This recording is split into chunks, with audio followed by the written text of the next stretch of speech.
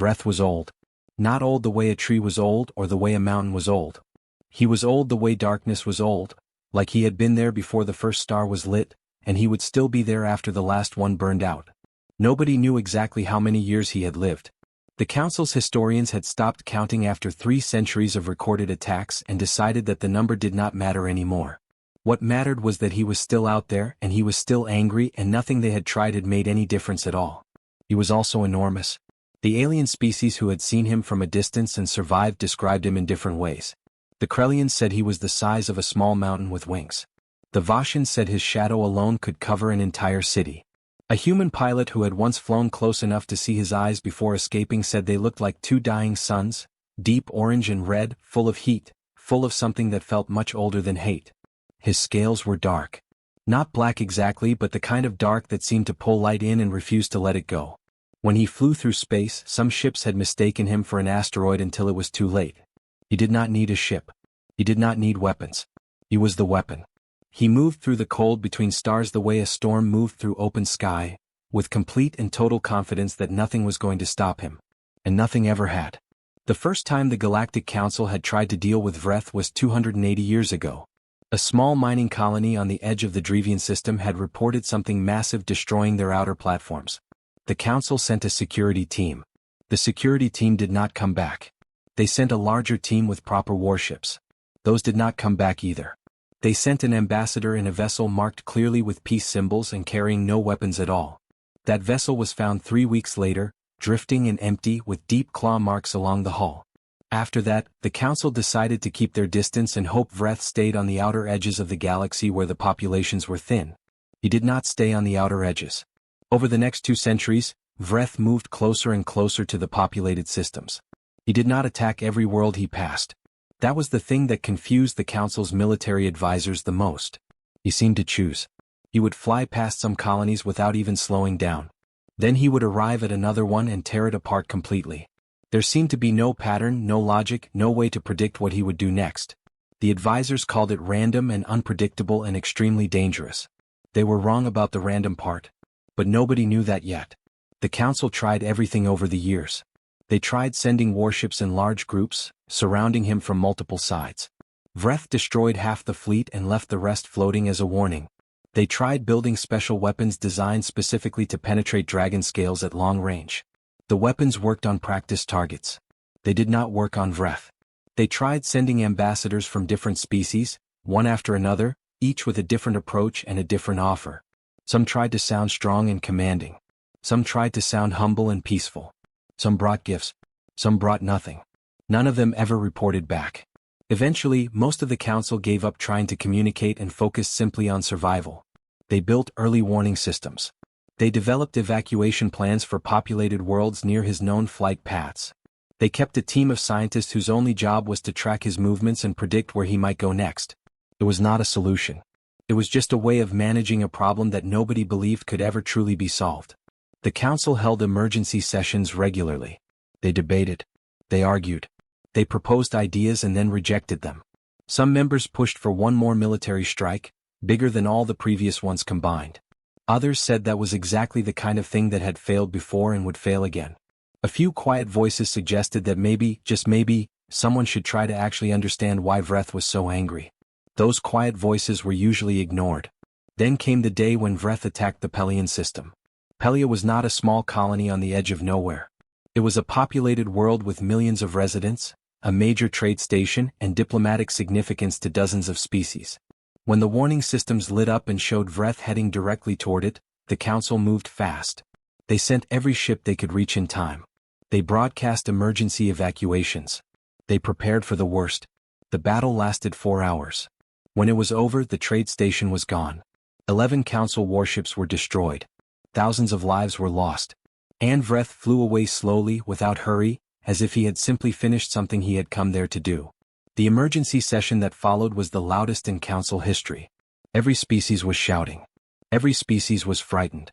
Every species had a different idea, and none of those ideas sounded like they would actually work. Then the broadcast went out.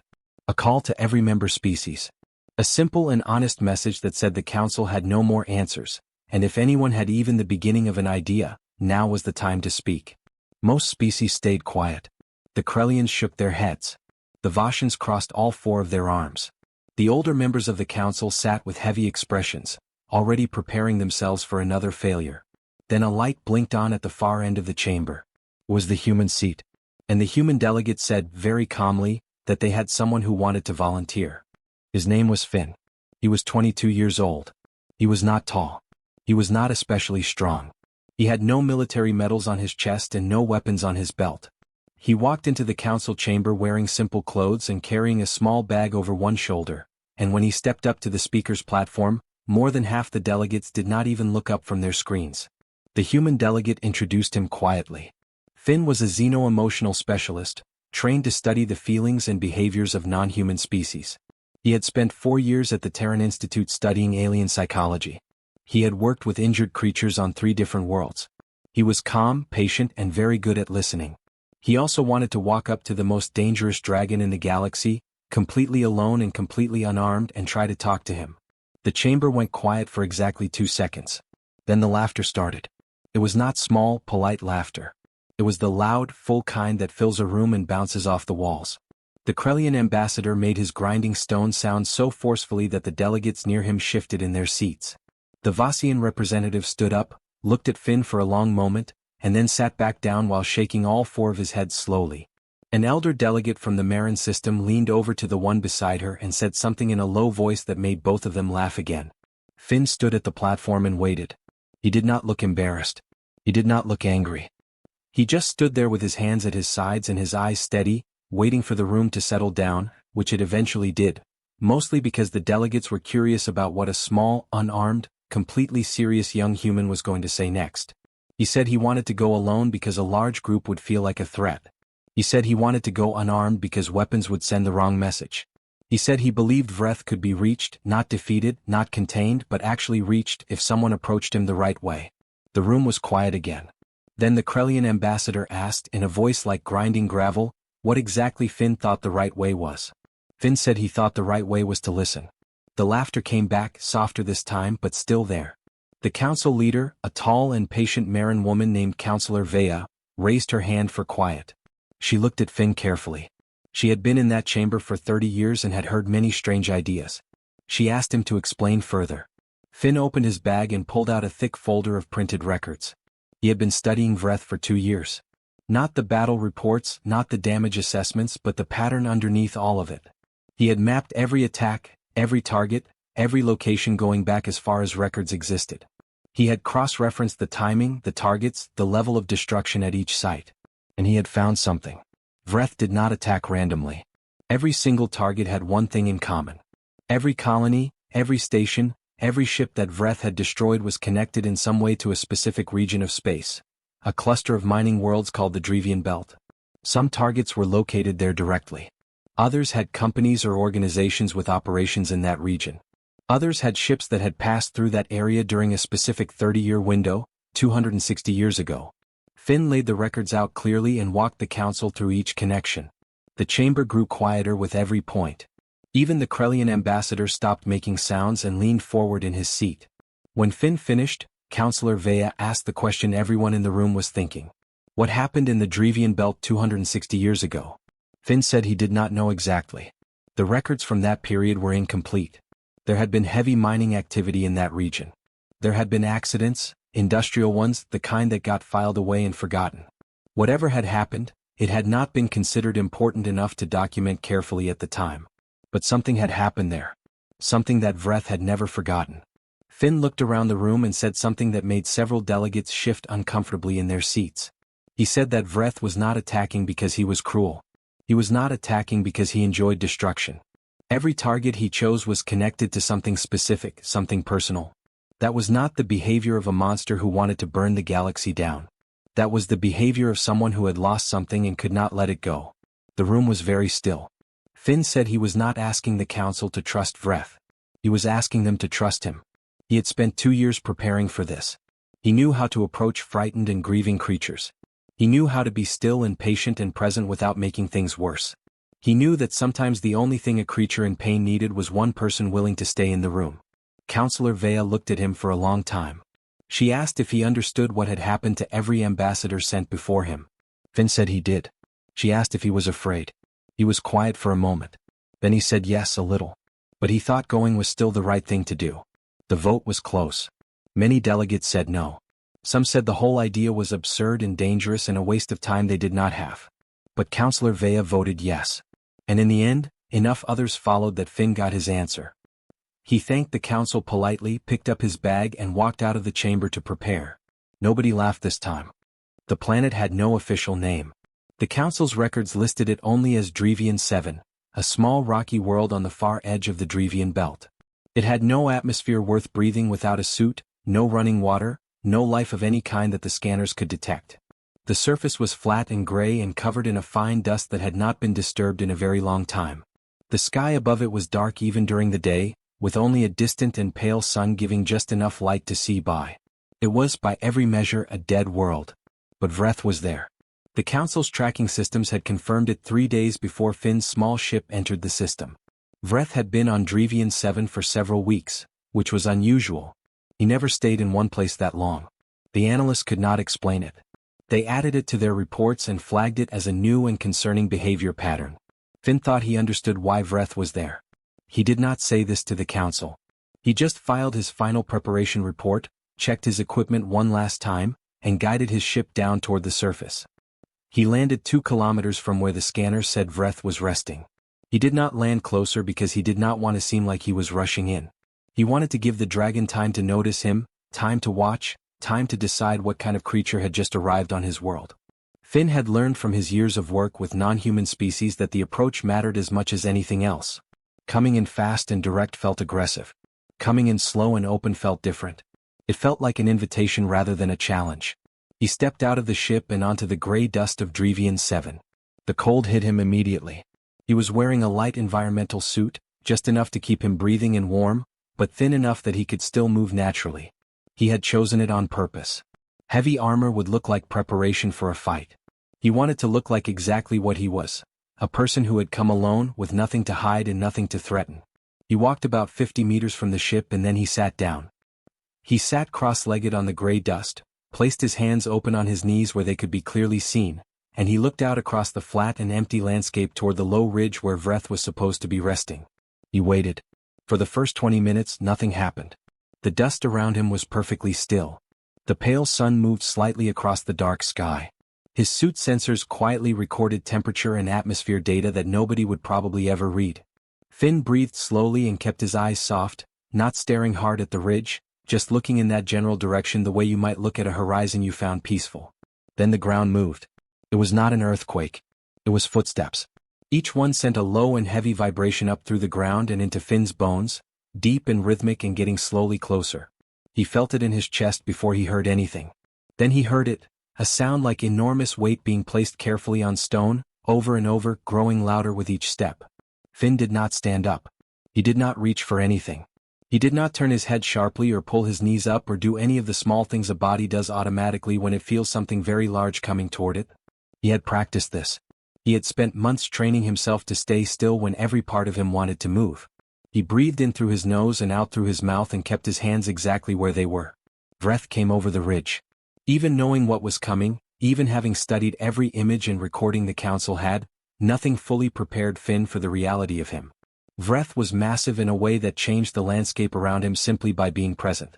His dark scales caught the pale sunlight and scattered it in deep colors, dark purple, deep green, the kind of colors you saw at the bottom of very old oceans.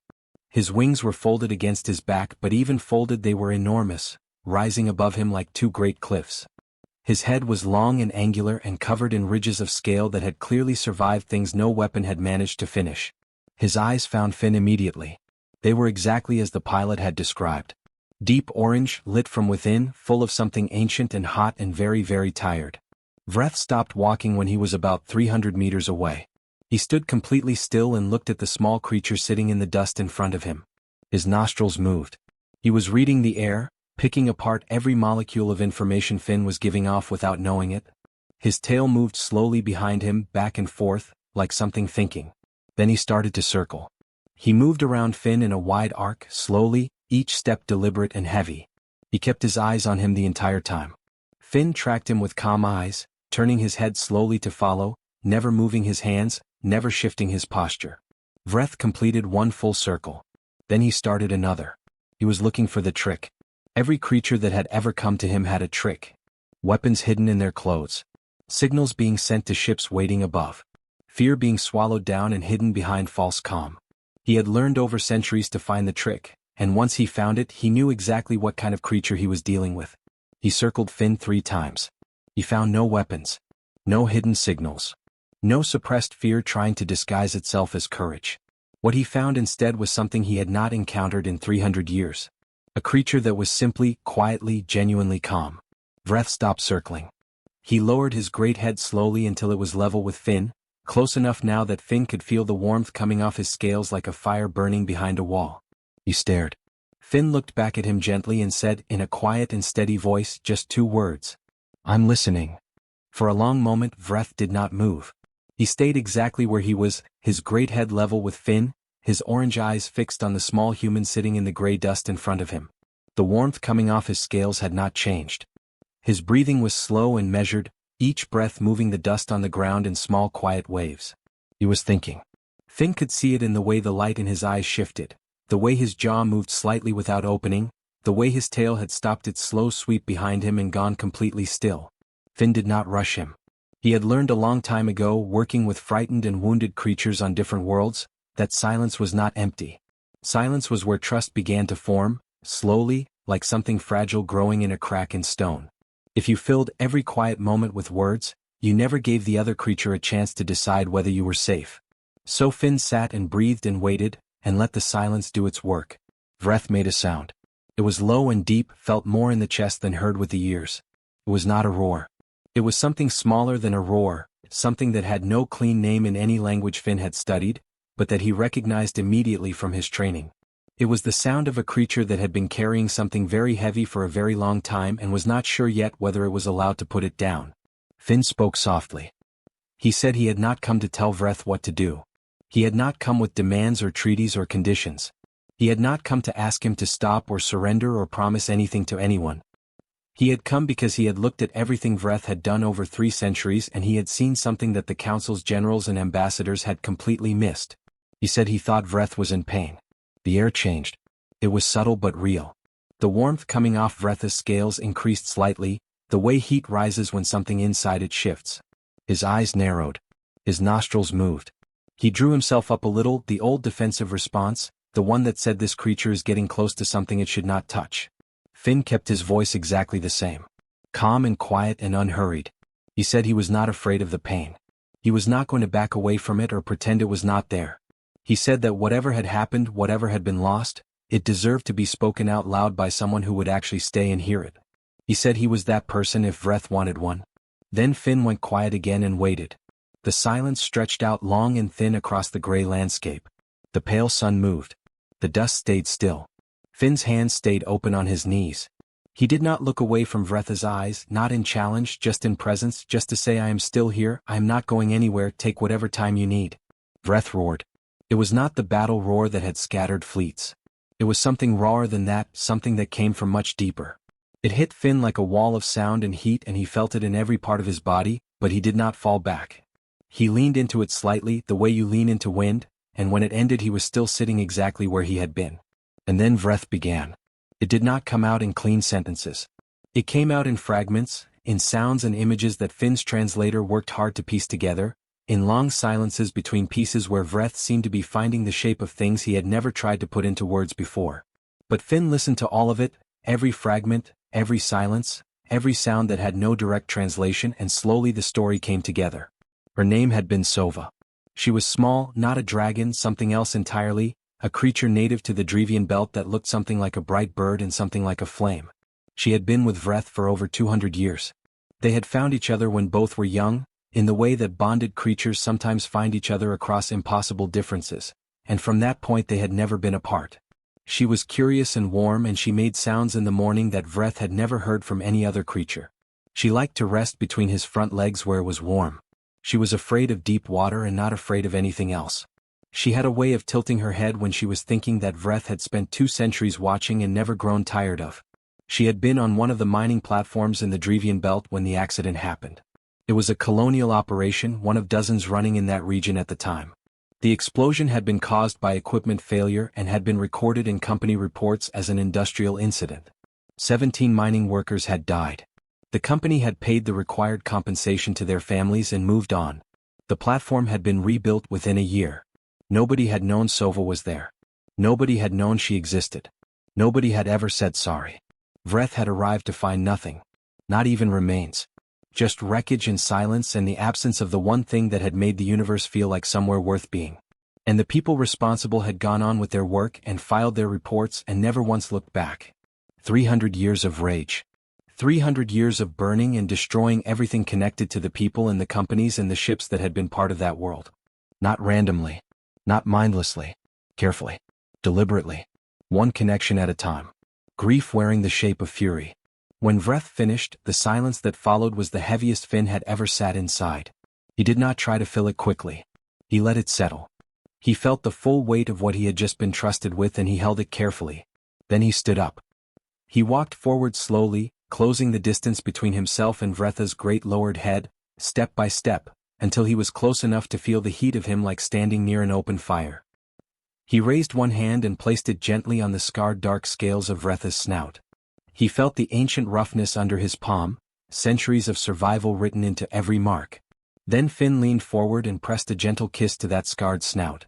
And in a quiet and steady voice he said the three words that 300 years of weapons and ambassadors and battle fleets had never thought to say.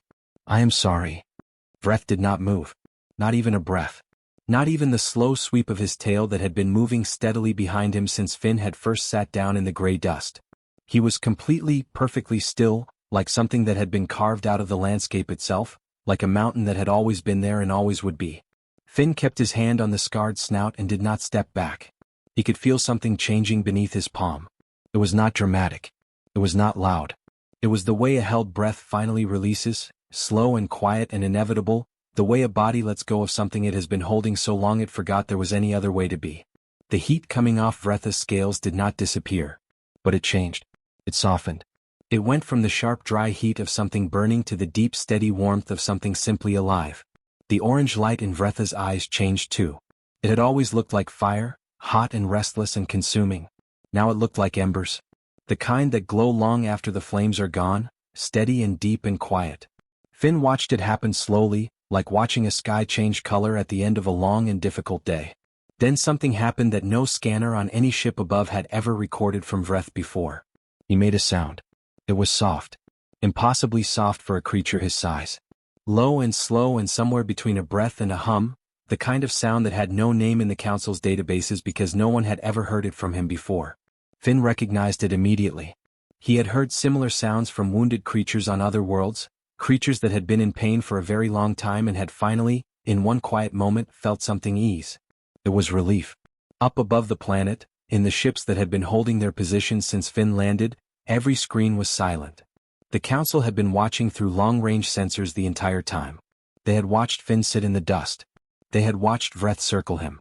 They had watched the roar that should have ended everything but somehow did not. Their analysts had been running predictions the whole time, calculating probabilities, updating survival estimates every few minutes. When Finn had stood up and walked toward Vretha's lowered head, the survival probability on the main screen had dropped to numbers that several delegates could not bring themselves to look at. Then they had watched him press that kiss to the dragon's snout. The chamber on the lead ship was completely silent now. Counselor Vea stood at the front, her hands clasped behind her back, her eyes fixed on the screen. She had been in this work for 30 years. She had seen negotiations fail and treaties collapse and battles that changed the shape of the galaxy. She had never seen anything like this. Nobody had. The Krellian ambassador, who had laughed the loudest when Finn had stood up in the council chamber, was not making any sound at all now. He was watching the screen with an expression that his species rarely wore. It was the expression of someone who has just discovered that they were wrong about something important, and who is honest enough to feel the full weight of that. Nobody spoke. Nobody moved. They just watched. Down on the surface, Finn slowly lowered his hand from Vretha's snout and took one small step back. He looked up at the great dragon, at those ember-warm eyes, and he held his gaze steady. Vreth looked back at him. There was something in that look that went beyond what words could carry. It was the look of one creature recognizing another across every difference that existed between them, across centuries and species and all the distance that grief puts between a living thing and the rest of the world. Finn said quietly that Sova had mattered. He said that what happened to her was wrong, and that it should never have been forgotten, and that he was going to make sure it was not forgotten anymore. He could not undo what had been done. Nobody could. But he could make sure that her name existed somewhere in the official record of the galaxy, that her life had a place in the history that everyone shared. Vreth lowered his head slowly until his chin rested on the gray dust, his great eyes level with Finn's. It was the posture of a creature that had finally, after an exhaustion longer than most civilizations, allowed itself to rest. The weeks that followed changed everything. Finn stayed on Drevian 7 for 12 days. He sat with Vreth each morning and talked, or stayed quiet when quiet was what was needed.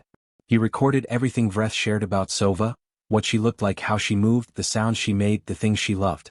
He compiled it carefully and sent it to the Council's official historical archive with a formal request that she be entered into the permanent record as a recognized individual whose life and loss had shaped galactic history. The Council approved it without a single vote against. Vreth did not attack anyone after that. He did not join the Council, did not sign any treaty, did not make any promises about the future. He was not a pet and he was not a weapon, and nobody tried to make him either. He was simply Vreth, ancient and enormous and finally quietly at peace. But over the following years something remarkable happened. Ships in distress near the outer systems began reporting a large dark shape appearing near them before help arrived, circling slowly and then moving on once rescue vessels came.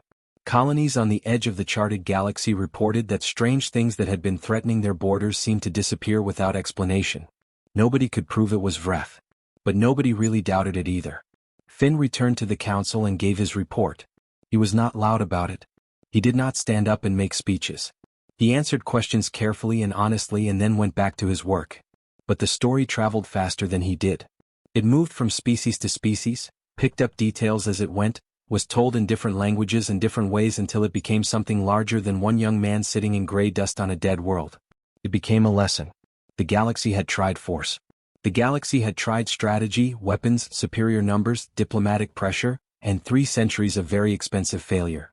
And then one quiet human with no weapons and no plan except to listen had walked into the fire and come back with something none of them had managed to find. Not victory. Something better than that. Councillor Vea said it best in a speech she gave to the full council 6 months after Finn returned. She said that humanity had reminded them of something they had all known once and somehow forgotten along the way. That the most dangerous thing in the universe was not a creature in rage. It was a creature in grief that nobody had ever truly heard. And sometimes, she said, all it took to change everything was one person willing to stay and listen, and say the words that should have been said a long, long time ago.